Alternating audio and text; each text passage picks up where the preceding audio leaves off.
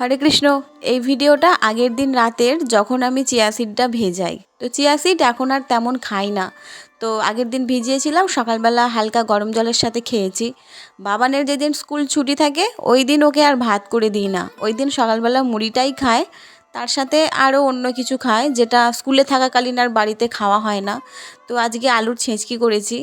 বেলার দিকে বলে ওকে একটু শরবত করে দিতে, যে চিয়া সিডটা আমি সকালে অল্প একটু খেয়েছি আর একটু রেখে দিয়েছিলাম এই শরবতে দেওয়ার জন্য, অবশ্যই ফ্রিজে ছিল।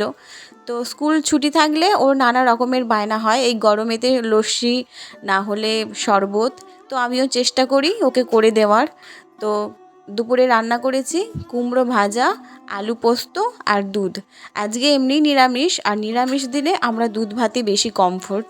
তো ওর সর্দি মতো করেছে, তাই আজকে আর পেয়ারাটা এমনি খেতে চাইলো না, একটু মাখা করে দিচ্ছি। তো ভালো থেকো, রাধে রাধে।